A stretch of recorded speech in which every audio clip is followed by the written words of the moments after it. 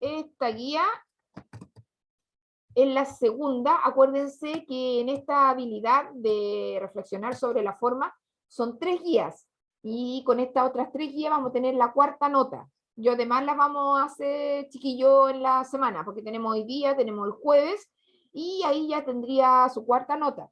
A ver, a mí lo que me dijo la profesora Andrea cuando llegamos, chiquillo, y hicimos todo el primer mes de marzo, me dijo que la única persona que no tenía, y era muy difícil, su conexión era Álvaro Toledo. Después se demoró un poco en que se le entregaran los chips a cada uno de ustedes y ya tienen la gran mayoría chip del liceo o chip propio. Profesora, Dígame. para entrar al correo cada uno tiene que poner el root como contraseña sin el guión. Claro. Pero sin el Esa es guión, la contraseña. claro, está ahí en la página del liceo, ahí estás. No en lo otro donde hay que hacer las pruebas. Ah, ya, a ver, dime de Hay nuevo. que hacerlo como usted dijo, ¿Eh? poner el correo y la contraseña es el root, Es el root, sin guión. sin guión, ya. Ah, ¿y dónde lo pusiste? ¿En Google? ¿Dónde lo pusiste? Sí, puse iniciar sesión, Ah, como lo nada más, hicimos. así tal cual como lo había hecho Claro. usted delante, y puse el correo y después mi root. Ah, ya. Ahí escucharon a la compañera. Entonces, pero no están las pruebas, o si están, ¿las viste? Eso voy a revisar ahora. Ya, pero parece que no están, porque dijeron que mañana les van a dar los links para las pruebas. Ya, entonces ahí tienen que es el correo que les di yo y la contraseña es su root sin el guión, sin el guión. Muchas gracias. No, mañana van a tener la prueba. Ya, chiquillos. Entonces, en esta segunda guía, que es identificar la situación comunicativa. ¿Qué significaba identificar la situación comunicativa? Era que yo les decía que todos los textos son un sistema de comunicación. La noticia, los reportajes, las columnas de opinión, las cartas, todo lo escrito, una novela, un cuento, es un sistema es una comunicación, es un proceso de comunicación. Y en ese proceso de comunicación tienen que estar los elementos propios de una comunicación, como es el emisor, el receptor, el mensaje, el código, el canal y el contexto. Tienen que estar esos elementos. Y esos elementos son los que tienen que identificar ustedes aquí en los textos que nosotros vamos a leer. Y, eh, y totalmente relacionado están con los factores de la comunicación las funciones del lenguaje, porque cada vez que uno habla, lo habla con distinta intención. Y así como con el emisor usamos la función expresiva, ¿ya? La función del lenguaje es la expresiva, la emotiva. Con el receptor es la función apelativa, conactiva, cuando le decimos a alguien que haga algo. Con el mensaje en la función poética, porque como lo decimos, la función, podemos decir el lenguaje en forma figurada, el mensaje, lo que decimos, principalmente la función poética, puede estar la referencial también, pero principalmente la poética. La función fática es aquella que nosotros usamos cuando yo les digo buenos días, pongan atención, marquen esto, o cuando le decimos hasta luego, que les vaya bien chiquillos, cuídense, cerramos, esa es la función, ahí usamos la función fática del lenguaje, usamos la función del código, ¿no es cierto?, del código cuando hablamos del lenguaje y en la metalingüística, hablamos del propio lenguaje, cómo se escribe, por ejemplo, aquí podríamos situación, si yo les digo SC, comunicativa con V, corta, esa es la función metalingüística. Y la función referencial tiene que ver más con el contexto, es decir, con las situaciones temáticas, referenciales del tiempo, la hora, el momento, el lugar donde están.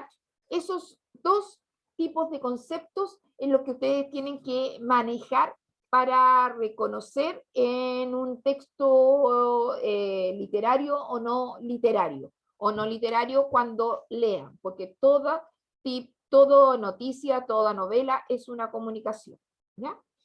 Aquí, chiquillo, tenemos una noticia, no, claramente tenemos aquí una entrevista.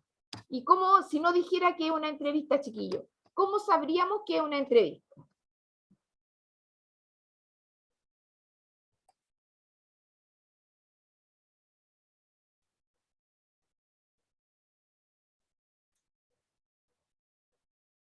Si no dijera arriba que es una entrevista, ¿cómo sabríamos que es una entrevista?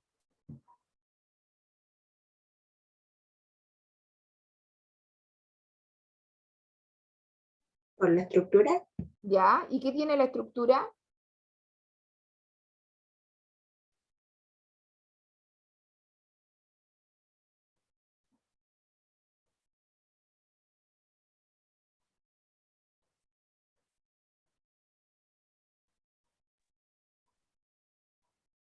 ¿Qué cosas tiene? Que ahí nos damos cuenta que tiene. Y que en toda la entrevista tiene lo mismo. Tiene lo mismo. Preguntas. Preguntas y la respuesta. ¿Verdad? Esa es la principal característica que uno sabe, como yo le vimos la otra vez, ¿se acuerdan? En cuanto a la forma, es reconocer la forma si es si era un poema, si era una canción, si era un cuento, etcétera.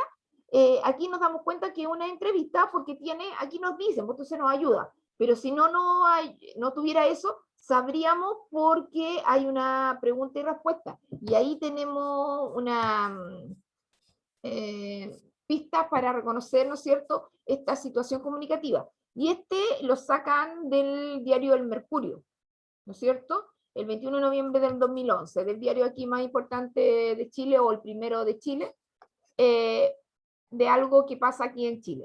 ¿Alguien conoce el nadie, no creo que nadie conoce, porque es como una parte súper alta que está allá en el desierto de Atacama. Ustedes saben que Chile tiene un valor que lamentablemente no lo ocupamos bien, porque todos los que vienen son extranjeros. Sí, profe, yo sí conozco eso, Ah, ¿fuiste? el proyecto ALMA. Ya. Ay, ¿qué es lo que es? A Sí, ver. estuve 4 años viviendo en Calama y en un paseo de curso fuimos. Ah, ya. ¿Y qué es lo que es eso? A ver, ¿qué es? Observatorio. Exacto, un observatorio donde van, porque ustedes saben que Chile, en esas partes del norte, tienen los mejores cielos, es decir, son los más despejados porque hay poco y nada llueve, pues. Entonces, nosotros ya nos vamos a convertir como ellos, y pocas nubes y todo eso, entonces ven en forma muy nítida el universo, en forma, entonces, conociendo el universo y mirando todo eso, conocen de dónde vienen y de dónde venimos, las cosas diferentes que hay, cada día encuentran estrellas nuevas, planetas nuevos, los meteoritos cuando se acercan a la Tierra u otras cosas, ¿cierto? Son cielos privilegiados que tenemos acá en Chile y que ocupan, ¿no es cierto?, los países desarrollados para acá, y donde nosotros deberíamos sacar el mayor provecho, pero lamentablemente no es así, aunque mucha gente sí se beneficia que lo hayan construido, pero lo interesante sería que los mayores estudiosos sería que fueran chilenos, ¿cierto?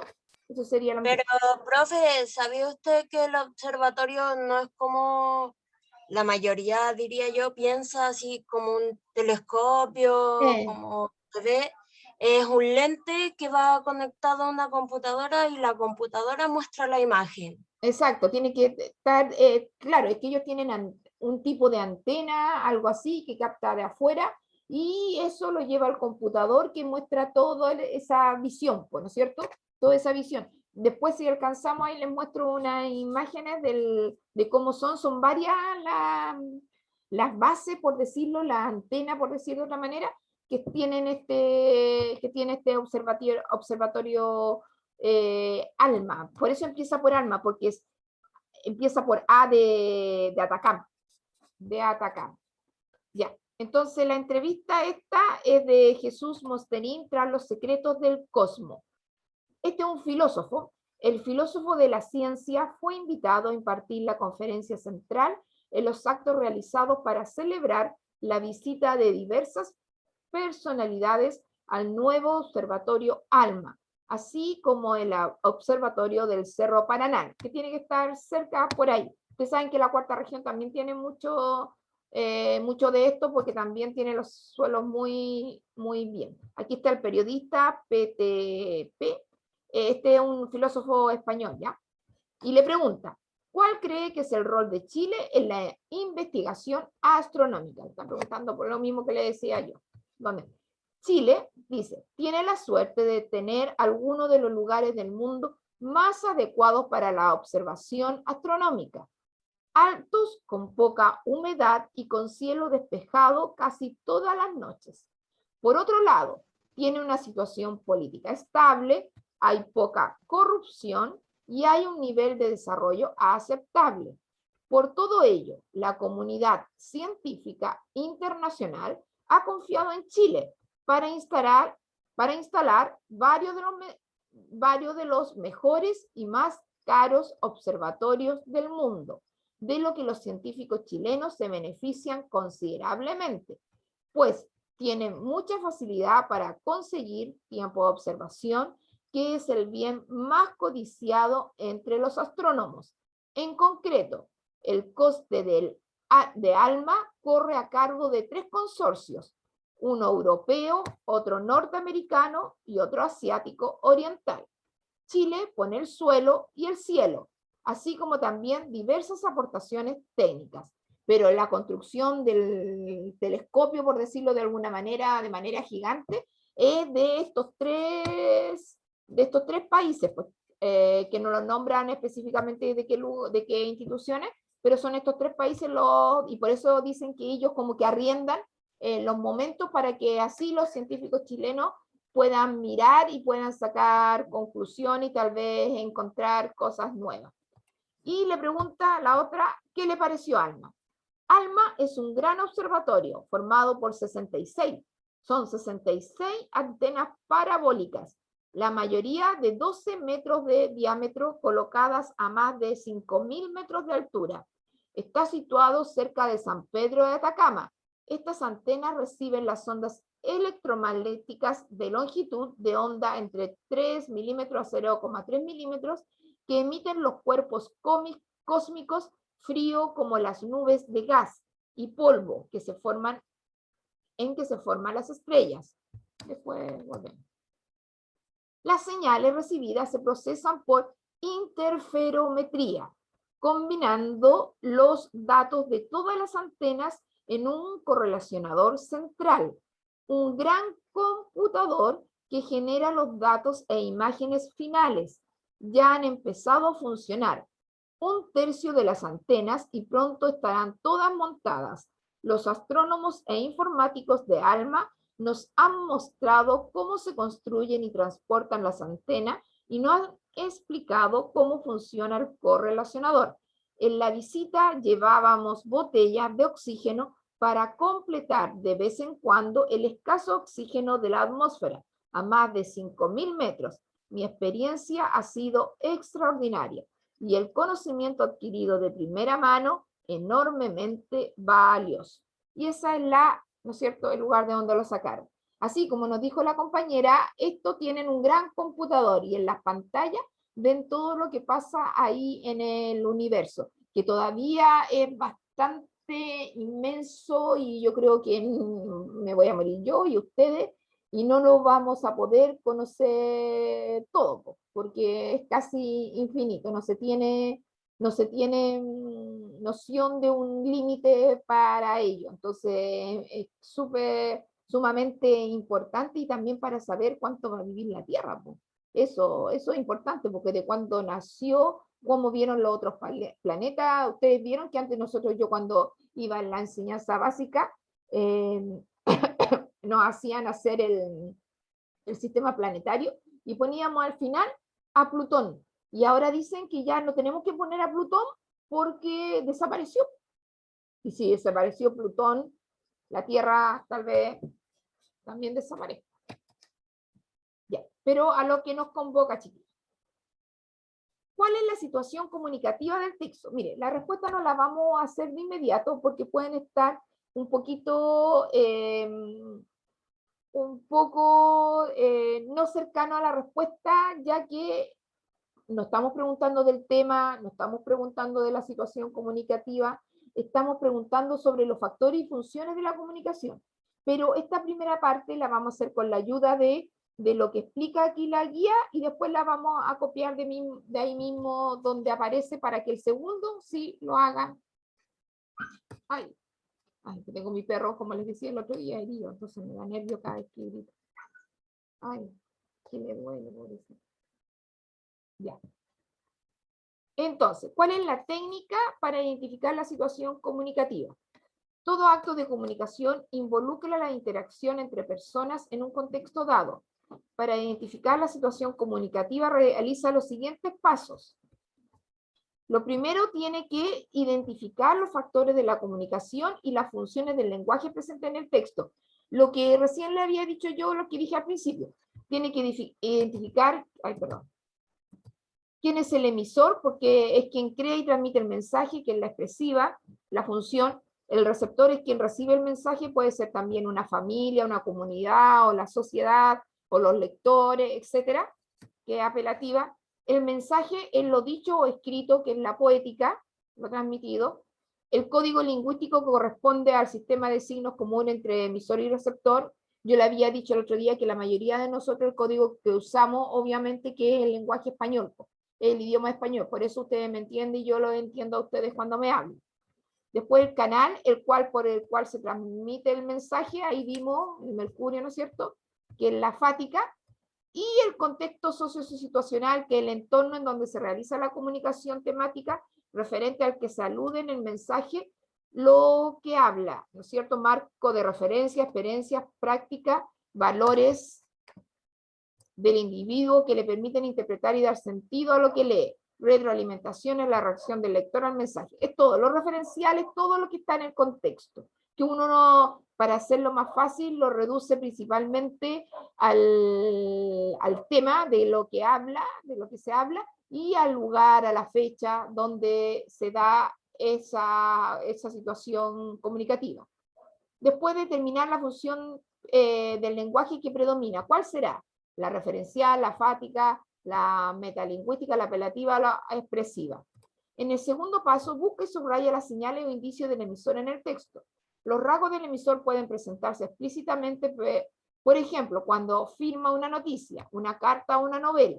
Puede también corresponder a una persona, una empresa o una institución que se hace responsable de la información del texto.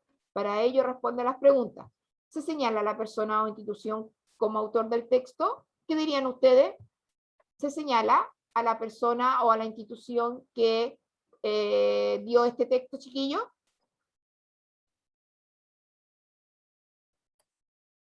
¿O que hizo este texto? Sí, el diario El Mercurio. Exacto, el diario El Mercurio. Y también aquí se supone que es el periodista, el PTP. Entonces tenemos esas señales que decían ahí. Después, ¿qué pronombres se usan en la conjugación de los verbos de primera persona, el yo, nosotros, segunda persona, tú, ustedes, o tercera persona? ¿Qué dirían principalmente los verbos que están acá, chiquillos? Son de primera, segunda o tercera persona. Por ejemplo, el filósofo de la ciencia fue invitado a impartir la conferencia. Estará en primera, segunda o tercera. Chile tiene la suerte de tener alguno de los lugares. Tiene. ¿Será primera, segunda o tercera persona? En segunda persona. Tú tienes. En la primera persona es yo. No, tercera persona. Sí, tercera persona. Porque Chile es como si fuera él.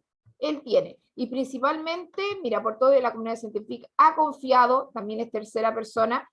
Todo aquí, el texto está principalmente con tercera persona del verbo. Yo es primera persona, tú la segunda persona y él es la tercera persona. vean si hay direcciones, mención de instituciones, logo, marcas comerciales en el texto. Lo que hay máximo es el mercurio, ¿no es cierto? Que dice que de ahí sacaron el texto. Y en el paso 3, identifica y destaca las características formales del texto. Estas características pueden proporcionar datos sobre la situación comunicativa. Por ejemplo, indicación de fecha y lugares, eso lo pusieron, que permiten situar el texto en un tiempo y lugar determinados. Lo vimos. Registro del habla, usado el culto formal, informal, familiar o especializado, para establecer rasgos del emisor del texto y el tipo de lectores a los que se dirige, jóvenes, adultos, profesionales, niños, mujeres, comerciantes, entre otros. Y soporta el que aparece en el que aparece el publicado. Primero, permite establecer el ámbito de circulación del texto, por ejemplo, si se trata de una carta personal, en una comunicación privada. En cambio, de un texto periodístico es una comunicación masiva. Y aquí vimos que más. ¿Qué tipo de lenguaje creen ustedes? ¿Es culto, es familiar? ¿Qué tipo de lenguaje? ¿Formal o informal?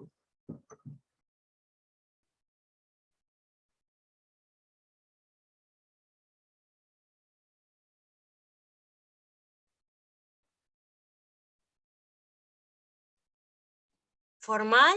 Sí, formal. Es formal porque obviamente utiliza un lenguaje adecuado, no hay, si fuera informal tendría que usar, por ejemplo, yo le digo, cuando le habla a la familia, a los amigos, eso es informal, pero aquí está dando una entrevista a un diario, a un periodista, entonces tiene que usar un lenguaje formal. ¿Y quiénes piensan ustedes que podrían leer este texto?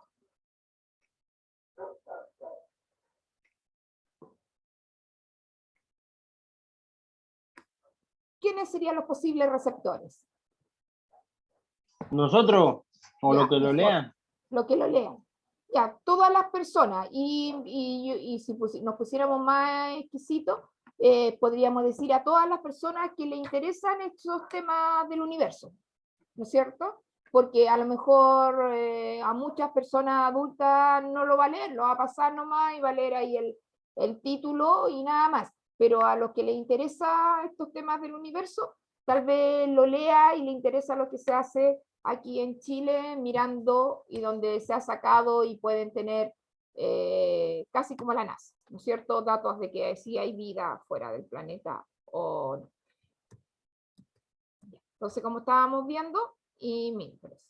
Entonces, ¿cómo lo hicimos? Por ejemplo, los factores de la comunicación es lo que vimos recién, lo que les expliqué cuáles son. Principalmente, mira, la función predominante en la referencial es el tema del contenido, de la entrevista es la más importante. Esa es la función que predomina